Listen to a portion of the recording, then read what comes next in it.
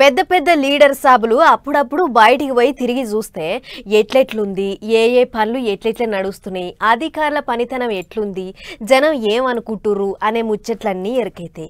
ఇగో గిట్లనే మన సెంటర్ మంత్రి కిషన్ రెడ్డి సార్ కూడా వరంగల్ దిక్కు తిరగబోయిండట. మరి సార్ టూరు ఎట్లెట్లా నడిచిందో మనం కూడా చూద్దాం పారి.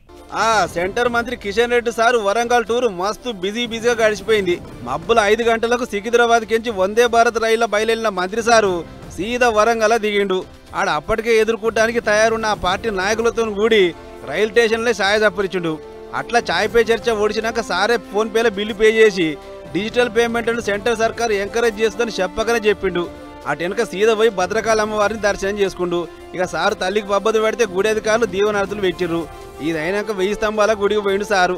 మొదలు రుద్రేశ్వర స్వామిని దర్శనం చేసుకొని గుడి ఆలత ఎట్లుంది, పనులు ఎందాకొచ్చినాయో తిరిగి చూసిండు. అయితే 6 నెలల సంధి గుళ్ళే జరగాల్సిన కళ్యాణ మండపం పనులు ఎక్కడెక్కడే ఉన్నాయట. ఇక చూసి సారు మస్తు గర్వమైండు. ఇన్ని రోజుల సంధిగా పని చేయకుండా ఏం చేస్తురాయా, నాకు రిపోర్ట్ కావాలే, మీ కథ ఏందో చూస్తానని హెచ్చరిక చేసిండట. అయితే మేడారం జాతర దగ్గర పడుతుంది కదా, ఒక జాతర మీద జనం అంతా సంబక్క జాతరకు జాతీయ హోదా ఇవ్వాలని డిమాండ్ చేస్తున్నారు సారు. గా ముచ్చట మీద మీరు ఏమంటారని అడిగితే దేశంలో అయ్యే ఎసుంటి జాతరకైనా జాతీయ హోదా అనేది లేదు. ఒకవేళ అంతమందం కావాలంటే పైసలు ఇచ్చకాడ ఏ ₹1-2 ఎక్కువ ఇస్తామేమో కానీ అదైతే ఏం లేదన్నట్టు మాట్లాడిండు. ఇక గుళ్ళ దర్శనం అయినాక ఆడికించి కాజీపేటలో రైలు తయారయ్యే కంపెనీ కాడికి పోయిండు.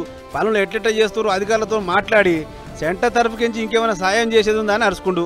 ఇట్లా ఒక్కటే మలకల గుళ్ళు, గోపురాలు, రైళ్ల పనులు, అధికారుల పనితనం అంతా తెలుసుకున్న మంత్రి సారు ముంగడ ఉమ్మడి వరంగల్ జిల్లాను మరింత అభివృద్ధి చేస్తామన్నట్టు మాట్లాడిండు.